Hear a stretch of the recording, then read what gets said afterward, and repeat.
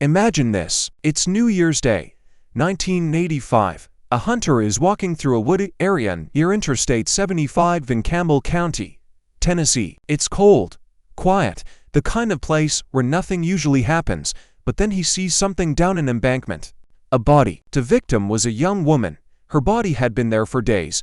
Investigators quickly realized something terrible had happened. She had been strangled. She had been bound, and someone had dumped her there like trash along the side of a major highway. Police searched for clues. They documented everything: her clothing, her hair, the condition of the body. One detail stood out immediately. She had bright reddish hair. But despite all their work, there was one thing they could not figure out: her identity. No missing persons report matched her. No one came forward looking for her. No driver on the interstate reported seeing anything suspicious. For investigators in Campbell County, she became known simply as Jane Doe, and that's how she stayed for years, then decades. But this wasn't just one isolated murder. Across the United States during the late 1970s and 1980s, police began noticing something disturbing. Several young women with red or auburn hair were being found murdered along highways. Different states, different counties, but the same pattern: strangled, dumped in remote locations. Many investigators began to believe these crimes were connected. The cases would eventually be called the Redhead murders.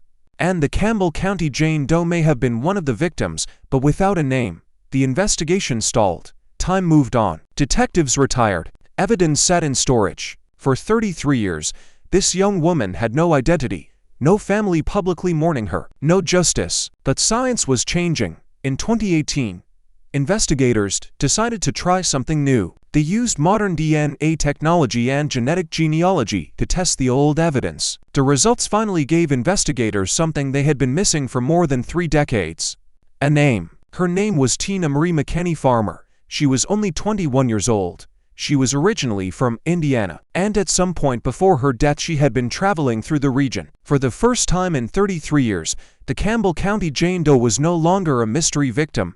She was a daughter, a person, someone who mattered. But investigators weren't finished yet. The DNA evidence from the case pointed toward a suspect, a truck driver named Jerry Leon Johns. Johns had already been convicted years earlier for kidnapping and assaulting another woman in Kentucky. Authorities believe he may have been responsible for multiple murders connected to the Redhead cases, but there's one haunting detail. Jerry Leon Johns died in prison in 2015, 3 years before Tina was finally identified, which means he was never formally charged with her murder. No trial, no courtroom, no confession, just a young woman who spent 33 years without a name, and a killer who may have taken his secrets to the grave. Today, Tina Farmer's story is a reminder of something important. Even when decades pass, even when a case goes cold, the truth sometimes still finds its way back, and sometimes just starts with something as simple and as powerful as giving someone their name back.